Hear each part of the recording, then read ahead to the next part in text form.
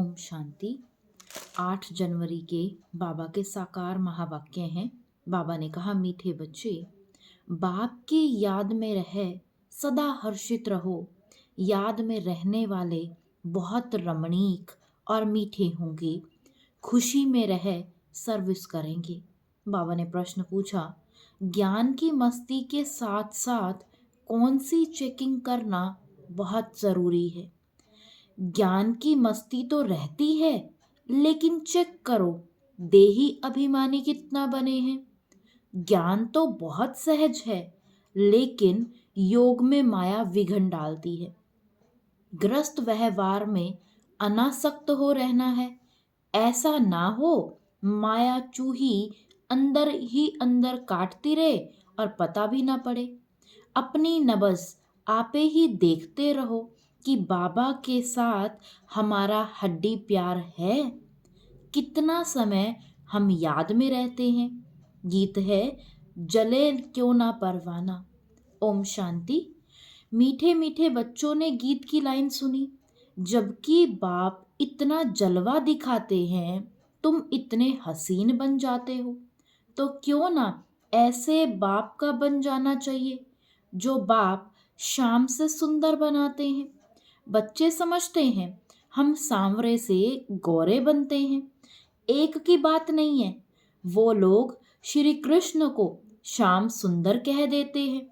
चित्र तो ऐसा बनाते हैं, कोई सुंदर तो कोई श्याम। मनुष्य समझते नहीं कि यह हो कैसे सकता है।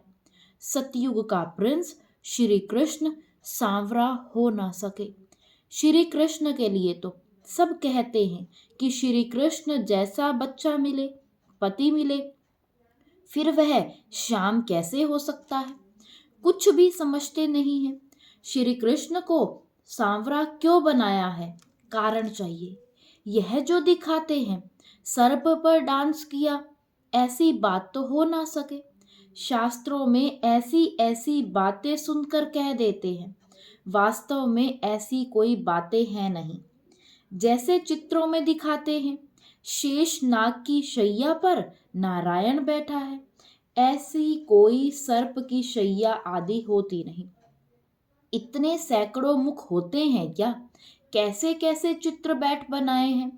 बाप समझाते हैं इनमें कुछ भी रखा नहीं है, यह सब भक्ति मार्ग के चित्र है। परंतु यह भी ड्रामा में नूंद है।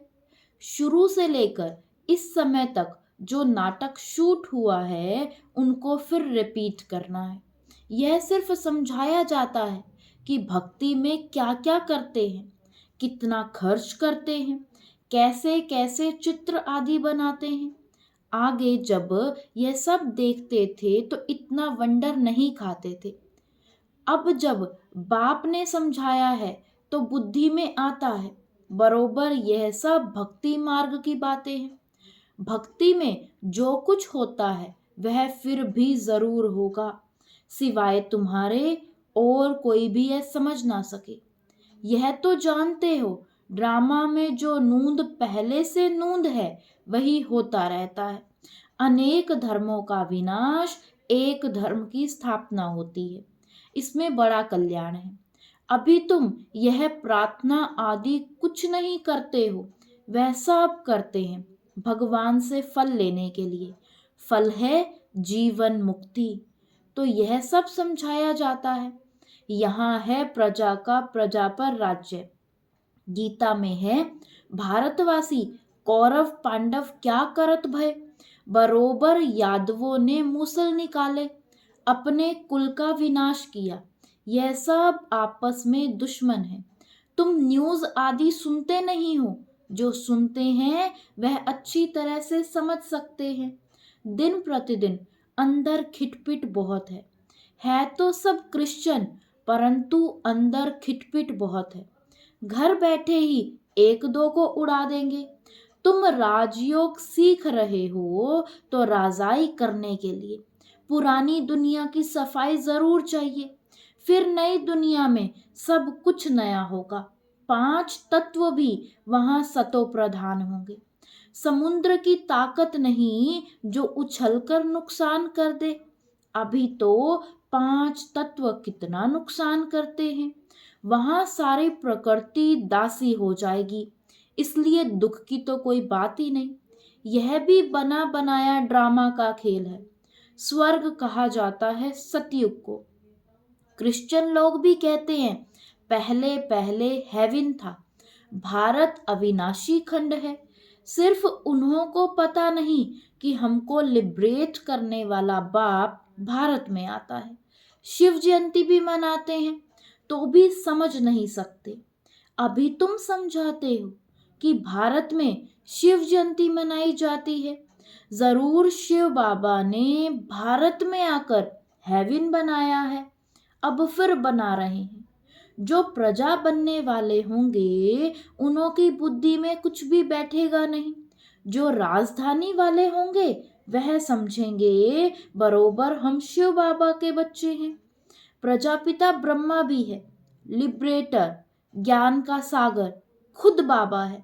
ब्रह्मा को नहीं कहेंगे, ब्रह्मा भी उनसे लिबरेट होते हैं। लिबरेटर सबको एक बाप ही करते हैं क्योंकि सब तमो प्रधान है।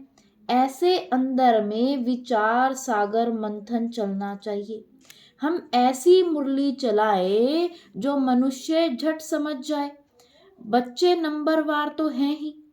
यह है नॉलेज। इनकी रोल स्टडी करनी चाहिए। डर के मारे पढ़ाई ना पढ़ना यह तो ठीक नहीं है। फिर कहेंगे कर्म बंधन है। देखो शुरू में कितने छूट करके आए, फिर कई चले भी गए। सिंध में बहुत बच्चियां आई, फिर हंगामे के कारण कितने दुश्मन बन पड़े। पहले उन्हों को ज्ञान बहुत अच्छा लगता था, समझते थे इनको भगवान की देन मिली हुई है। बाबा ने कहा कोई शक्ति है, यह नहीं समझते कि परमात्मा की प्रवेशता है। आजकल रिद्धि सिद्धि की ताकत भी तो बहुतों में है ना। गीता उठाकर सुनाते रहते हैं। बाप कहते हैं यह सब भक्ति मार्ग की पुस्तकें हैं। ज्ञान का सागर तो मैं हूँ, मुझे ही भक्ति मार्ग में सब याद करते हैं। ड्रामा प्लान अनुसार यह भी ड्रामा में नूंद है। साक्षात्कार भी होते हैं, भक्ति मार्ग वालों को भी राजी करते हैं। ज्ञान नहीं उठाते तो उनके लिए भक्ति भी अच्छी, फिर भी मनुष्य सुधरते तो है ना। चोरी आदि नहीं करेंगे। भगवान का भजन करने वालों के लिए कभी भी उल्टी बातें नहीं करेंगे, फिर भी भक्त है। आजकल तो भल भक्त है फिर भी बहुत देवाला मार देते हैं। ऐसे नहीं कि शिव बाबा का बच्चा बना तो देवाला नहीं मारेगा। पास्ट का कर्म है तो देवाला मारते हैं। ज्ञान में आने से भी देवाला मार देते हैं। इसमें ज्ञान का कोई ताल्लुक नहीं। तुम बच्चे अब सर्विस पर लगे हुए हो, समझते हो श्रीमत पर सर्विस में लगने से फल पाएंगे। हमको सब कुछ वहां ट्रांसफर करना है। बैगेज सब कुछ ट्रांसफर कर देना है। बाबा को शुरू में बहुत मजा आया था। वहां से जब निकला तो गीत बनाया, अल्फ को अल्लाह मिला, बे को मिली बादशाही। श्री कृष्ण का चतुर्भुज का साक्षात्कार हुआ, समझा द्वारिका का बादशाह बनूंगा। ऐसा नशा चढ़ता था। अब यह विनाशी पैसा क्या करेंगे। तो तुम बच्चों को खुशी होनी चाहिए, हमको बाबा स्वर्ग की बादशाही देते हैं। परंतु बच्चे इतना पुरुषार्थ ही नहीं करते, चलते चलते गिर पड़ते हैं। अच्छे अच्छे बच्चे बाबा को निमंत्रण देने वाले कभी बाबा को याद नहीं करते। बाबा के पास पत्र आना चाहिए कि बाबा हम बहुत खुश हैं, आपकी याद में मस्त रहते हैं। बहुत हैं जो कभी याद नहीं करते। याद की यात्रा से ही खुशी जोर से चढ़ेगी। ज्ञान में भल कितना भी मस्त रहते हैं, परंतु देह अभिमान कितना है। देही अभिमानीपना कहाँ है। ज्ञान तो बड़ा इजी है, योग में ही विघन डालती है माया। गृहस्थ व्यवहार में भी अनासक्त हो रहना है। ऐसा ना हो जो माया अंगूरी लगा दे। माया काटती ऐसे है जैसे चूहा, चूहा ऐसे काटता है जो भल खून निकल आए पर पता ना पड़े। बच्चों को पता नहीं पड़ता कि देह अभिमान आने से कितना नुकसान होता है। उच्च पद पा नहीं सकेंगे। बाप से पूरा वर्षा लेना चाहिए। मम्मा बाबा मुआफिक हम भी तख्त नशीन बने। बाप है दिल लेने वाला। दिलवाड़ा मंदिर में भी पूरा यादगार है। अंदर हाथियों पर महारथी बैठे हैं। तुम्हारे में भी महारथी, घोड़ेसवार, प्यादे हैं। हर एक को अपनी अपनी नब्ज देखनी है। बाबा क्या देखे, तुम अपने को देखो। हम बाबा को याद करते हैं और बाबा मिसल सर्विस करते हैं। हमारा बाबा के साथ योग है। रात को जागकर बाबा को याद करते हैं। हम बहुतों की सर्विस करते हैं। चार्ट रखना चाहिए बाबा को हड्डी कितना याद करते हैं। कोई समझते हैं हम निरंतर याद करते हैं। यह नहीं हो सकता। कोई समझते हैं हम बाबा के बच्चे बन गए। बस अपने को आत्मा समझ बाप को याद करना है। बाबा की याद बिगर कुछ काम किया गोया बाबा को याद नहीं करते। बाबा की याद में सदा हर्षित रहना चाहिए। याद में रहने वाले सदैव रमणीक रहेंगे, हर्षित मुख रहेंगे। किसी को बहुत खुशी से और रमणीकता से समझाएंगे। बहुत थोड़े हैं जिनको सर्विस का शौक है। चित्रों पर समझाना तो बहुत सहज है। यह है उच्चते ऊंचा भगवान, फिर उनकी रचना हम सभी आत्माएं भाई भाई हैं। ब्रदरहुड है, उन्होंने फादरहुड कह दिया है। पहले शिव बाबा के चित्र पर समझाना चाहिए कि यह है सब आत्माओं का बाप, परमपिता परमात्मा निराकार। हम आत्मा भी निराकार है, ब्रिकुटी के बीच में रहती है। शिव बाबा भी स्टार है, परंतु स्टार की पूजा कैसे हो इसलिए बड़ा बनाते हैं। बाकी आत्मा कभी 84 लाख जन्म नहीं लेती है। बाप समझाते हैं आत्मा पहले अशरीरी आती है, फिर शरीर धारण कर पाठ बजाती है। सतो प्रधान आत्मा पुनर्जन्म लेते लेते आयरन एज में आ जाती है। बाद में आने वाले तो 84 जन्म नहीं लेंगे। सब तो 84 जन्म ले नहीं सकते। आत्मा ही एक शरीर छोड़ दूसरा लेती है। नाम, रूप, देश, काल सब बदल जाता है। ऐसे भाषण करना चाहिए। कहते हैं सेल्फ रियलाइजेशन, परंतु कराए कौन? आत्मा सो परमात्मा कहना, यह कोई सेल्फ रियलाइजेशन हुआ क्या? यह नई नॉलेज है। बाप जो ज्ञान का सागर है, पतित पावन है, सर्व के सदगति दाता है, वही बैठ समझाते हैं। फिर उनकी खूब महिमा करो। उनकी महिमा सुनी, आत्मा का परिचय बताया, अब परमात्मा का भी बताते हैं। उनको कहा जाता है सभी आत्माओं का बाप। वह छोटा बड़ा हो ना सके। परमपिता परमात्मा माना सुप्रीम सोल, सोल माना आत्मा। परमात्मा तो परे ते परे रहने वाला है। वह पुनर्जन्म में नहीं आते हैं, इसलिए उनको परमपिता कहा जाता है। इतनी छोटी आत्मा में पाठ नूंदा हुआ है। पतित पावन भी उनको ही कहते हैं। उनका नाम हमेशा शिव बाबा है, रुद्र बाबा नहीं।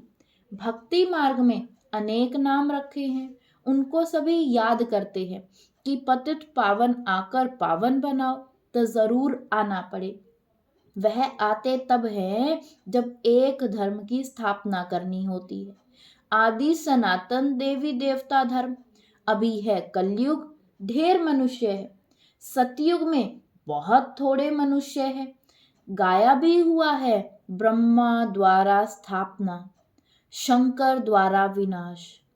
गीता द्वारा ही आदि सनातन देवी देवता धर्म की स्थापना हुई है। सिर्फ उसमें भी भूल कर श्री कृष्ण का नाम डाल दिया है। बाप कहते हैं वह तो पुनर्जन्म में आने वाला है, मैं तो पुनर्जन्म रहित हूँ। तो अब जज करो कि परमपिता परमात्मा निराकार शिव या श्री कृष्ण। गीता का भगवान कौन? भगवान तो एक को कहा जाता है ना। फिर अगर इन बातों को कोई मानता नहीं है तो समझाना चाहिए, यह अपने धर्म का नहीं है। सतयुग में आने वाला झट मानेगा और पुरुषार्थ करने लग पड़ेगा। मूल बात ही यह है, इसमें तुम्हारी विजय है, परंतु देही अभिमानी अवस्था कहाँ है? एक दो के नाम रूप में फंसते हैं। भक्ति मार्ग में भी कहते थे परवाह थी पार ब्रह्म में रहने वाले परमात्मा की, बाकी डर किसका। बहुत हिम्मत चाहिए। भाषण करने वालों को आत्मा का ज्ञान बहुत मस्ती से देना चाहिए।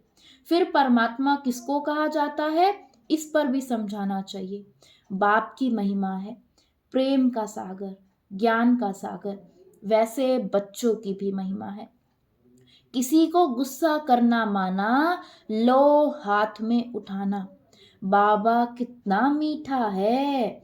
बच्चे कोई काम में मना करते हैं तो नटवर नहीं बनेंगे, बहुत मीठा बनना है। अच्छा, मीठे मीठे सिकिलदे बच्चों प्रति माता पिता बाप दादा का याद प्यार और गुड मॉर्निंग। रूहानी बाप की रूहानी बच्चों को नमस्ते। धारणा के लिए मुख्य सार है, फर्स्ट पॉइंट है अपना बैगेज सब ट्रांसफर कर बहुत खुशी और मस्ती में रहना है। मम्मा बाबा समान तख्त नशीन बनना है, जिगरी याद में रहना है। सेकंड पॉइंट, किसी के डर से पढ़ाई कभी नहीं छोड़नी है, याद से अपने कर्म बंधन हल्के करने हैं।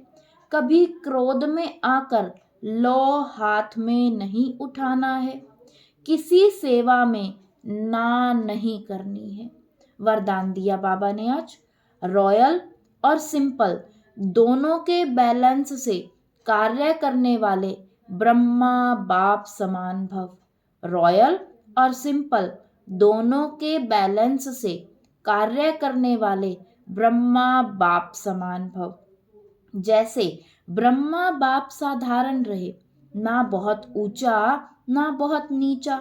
ब्राह्मणों का आदि से अब तक का नियम है कि ना बिल्कुल सादा हो ना बहुत रॉयल हो, बीच का होना चाहिए।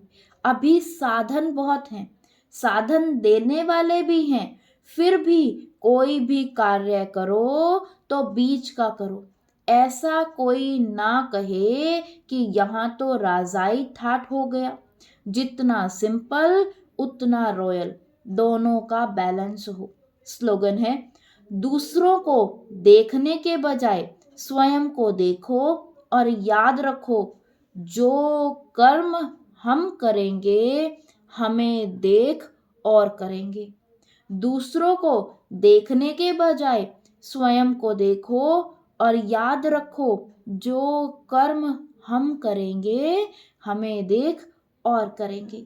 आज का अव्यक्त इशारा है, अभी आपकी सारी कारोबार श्रेष्ठ संकल्प द्वारा इशारों से चलनी चाहिए। ऐसे लाइट रूप में रहो जो व्यर्थ संकल्प व्यर्थ समय समाप्त हो जाए। वही संकल्प उठे जो होना है और जिसको करना है, उनकी बुद्धि में भी वही संकल्प उठे कि यही करना है। तब यह साकार वतन सूक्ष्म वतन बनेगा। ओम शांति।